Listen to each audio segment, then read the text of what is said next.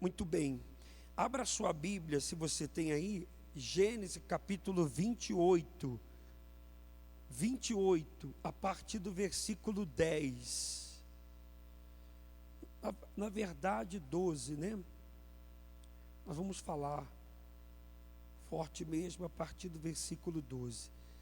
Depois, se você puder hoje ainda, assim que terminar a reunião, mais tarde, quando você chegar em casa, quando você estiver mais tranquilo, já de banho tomado, os que jantam, os que fazem o seu lanche, os que ficam só para dormir, pega a Bíblia de novo para ler, e aí você vai ver que essa palavra de Gênesis 28, ela se define em 3 etapas, olha só.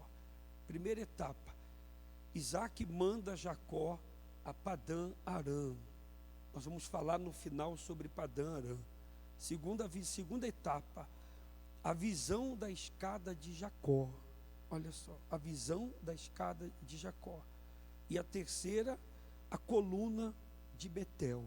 Então nós vamos começar pela coluna de Betel.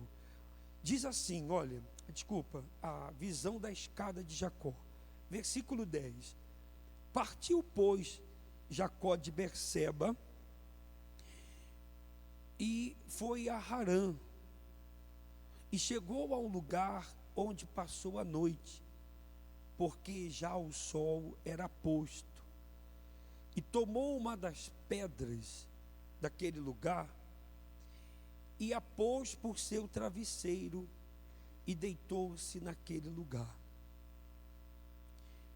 E diz assim: e sonhou, e eis que uma escada posta na terra, cujo topo tocava nos céus.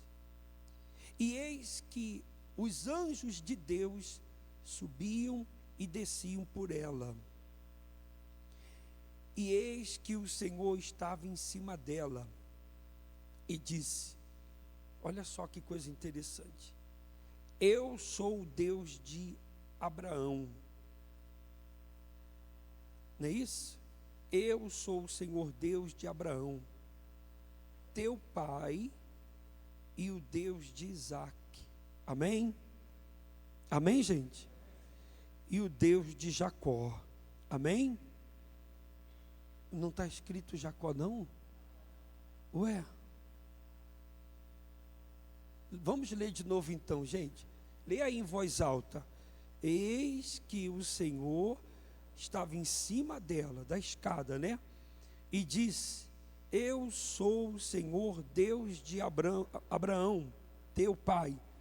E o Deus de quem? Não tem Jacó, não? Não era o Deus de Jacó, não? Não era o Deus de Jacó? Sim ou não, gente?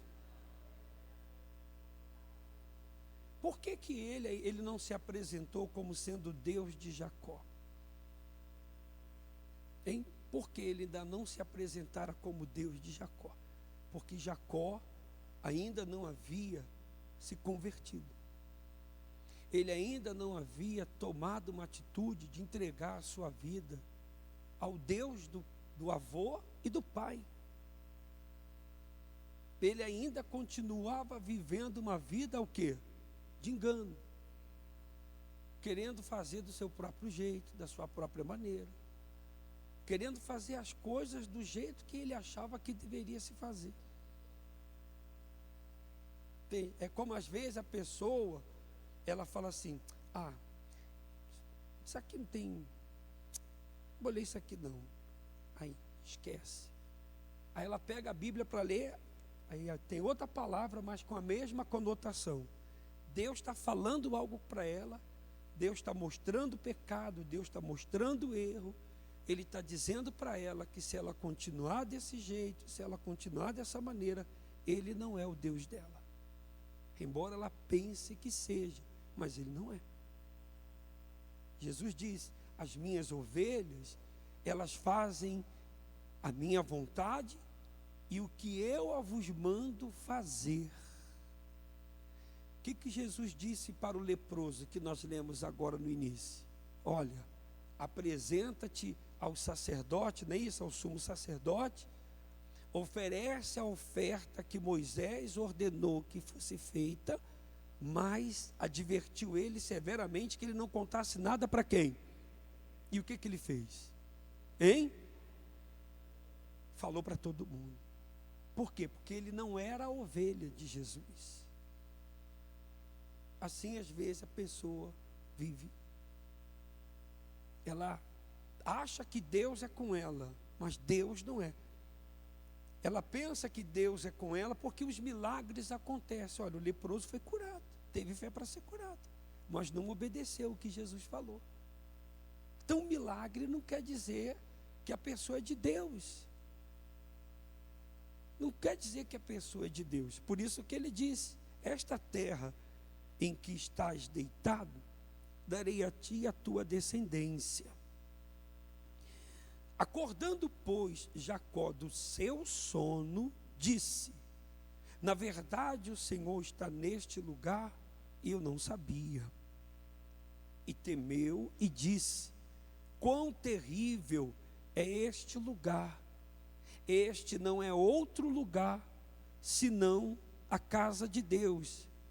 E esta é a porta de quem? Quer dizer, por que Jacó, ele sempre foi um sujeito que sempre queria dar um jeitinho para se beneficiar em alguma coisa? Porque Esaú era um exímio caçador, mas Jacó também não ficava por baixo, não. Jacó não era bobo, não. Quem pensava que ele era bobo, estava enganado, porque ele era muito o quê? Muito esperto. Para elaborar um plano daquele, de enganar o próprio pai, não poderia ser uma pessoa leiga, não poderia ser uma pessoa insensata, uma pessoa que não tem a mente para isso. Jacó era esperto. Então ele usava essa esperteza para tirar favores. Ele queria obter de Deus a bênção, mas do jeito dele, da maneira dele, da forma dele. Tem gente que ainda chega para você e fala assim: rapaz, Deus sabe, Deus entende, vai por aqui, aceita aí essa jogada, aceita, sabe, isso daqui, essa proposta é boa, pô, mas tem essa cláusula aqui, está errada, esquece isso. Todo mundo faz isso, todo mundo faz isso, mas quem é de Deus não faz. Quem é de Deus honra a Deus, e se quebrar, quebrou, se falir, faliu. Ele vai continuar sendo meu Deus. Eu não vou perder a minha salvação por causa das coisas terrenas que existem nesse mundo. Mas Jacó sempre procurava dar um jeitinho, de uma maneira, fazer algo, sabe, que burlasse ali o jeito certo, como ele fez, enganou o pai dele, se aproveitou de uma fraqueza do irmão e ofereceu lá um prato de lentilhas saborosa, com um guisado gostoso. Ele sabia como o irmão gostava e foi lá e se aproveitou do direito de primogenitura, ao ponto de ir lá e enganar o pai. Claro, Deus permitiu, porque Esaú desprezou a Deus. Mas por que Deus escolheu Jacó? Você sabe por que Deus escolheu Jacó? Por que Deus escolheu Jacó, um sujeito que enganou o pai? Deus não sabia que ele ia enganar o pai? Sabia ou não sabia? Sim ou não? Mas sabia também que ele era sincero, que ele ia se arrepender.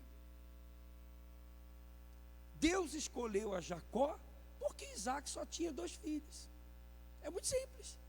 Porque se ele tivesse um terceiro, ainda que o terceiro fosse o menor, mas fosse sincero, o que Deus faria com Jacó?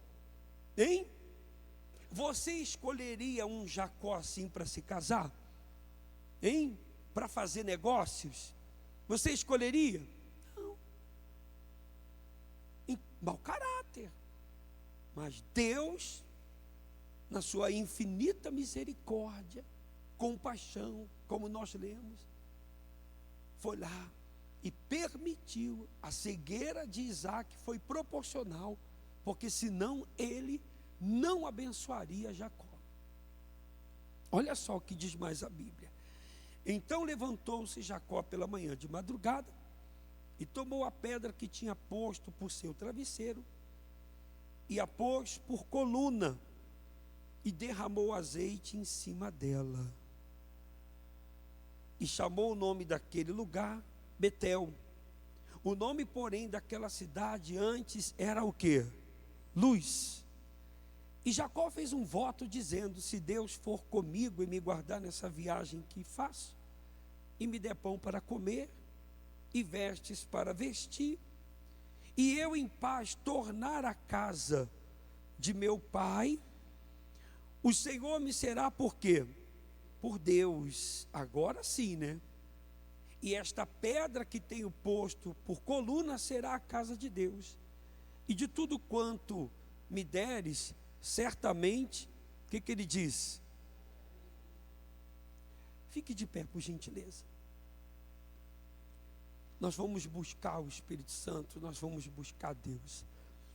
Olha só o que o Espírito Santo quer ensinar para cada um de nós. Gênesis 28, 17. E temeu. Jacó, ele não temia. Jacó, ele dava jeito. Ele manipulava as coisas. Ele era o manipulador, o enganador. Mas aqui a Bíblia diz que ele temeu. Por que ele temeu? Porque disse: quão terrível é este lugar. Este não é outro lugar, senão a casa de quem? E esta é a porta de quem? Pela primeira vez, Jacó viu os céus abertos. As 3 próximas seguinte quarta-feira será denominada como a quarta-feira dos céus abertos. O bispo Macedo está em Jerusalém, Israel, e Deus tem dado palavras para ele. E a cada uma dessas 3 quarta-feiras, nós vamos trazer uma direção dos céus para você. Porque há muita gente que está na igreja e não viu o céu se abrir ainda na vida dela. Os céus não estão abertos. Os céus ainda não se abriu para muita gente. Por isso que ela fica dando um jeitinho aqui e acolá. Se você pegar o Apocalipse, depois das 7 igrejas, né, que a palavra foi direcionada para elas com dureza, o Senhor Jesus mandou que João olhasse para os céus. E quando João olhou para os céus, ele viu uma porta aberta nos céus. Essa porta era Jesus. E o que isso quer dizer? Que para entrar no reino de Deus, tem que passar por essa porta. E o caminho dela é apertado, é estreito, tem que se despir do seu velho eu, desse jeito de engano, de falsidade, de religiosidade. Tem que se despir. Tem que tirar isso. Mas enquanto a pessoa não vê os céus abertos, ela não vai se despir disso. Deus quer falar contigo. Deus quer abrir o teu entendimento. Eu sei que o ano está começando, há muitas metas, há muitos objetivos, projetos, nós temos que ter. Nós não podemos ser ignorantes e dizer assim: não vou cair nessa história. Não, você tem que ter os seus projetos, ter os seus objetivos, sim. Mas a sua prioridade tem que ser o reino de quem? O reino dos céus. Nós tivemos aí essa campanha, que domingo agora vai ser feito o clamor direto lá do Rio Jordão. O bispo Macedo vai estar lá, os bispos e pastores vão estar lá, falando do arrependimento, que continua em evidência o arrependimento. Se você realmente quer uma nova vida, um ano diferente de tudo que você viveu e tem vivido, arrependa-se. Porque aqui Jacó teve que se arrepender. Ele teve que se arrepender. Se não houvesse arrependimento, ele ia continuar vivendo do mesmo jeito. Quem entendeu? Quem compreendeu? Então, vamos voltar lá no primeiro versículo para a gente concluir e orar. Desculpa. Ele diz, versículo 13: eis que o Senhor estava em cima dela e disse: eu sou o Senhor Deus de Abraão, teu pai, e o Deus de Isaac. Você não vê Jacó aqui. Só depois, lá na frente, que ele diz: Deus de Abraão, Deus de Isaac e Deus de quem? De Jacó. Só depois dele se tornar uma nova criatura, abrir mão do seu jeito, abrir mão da sua vida errada, Deus se tornou o Deus dele. Ele quer se tornar o seu Deus. Ele quer que você olhe e veja os céus abertos na sua vida.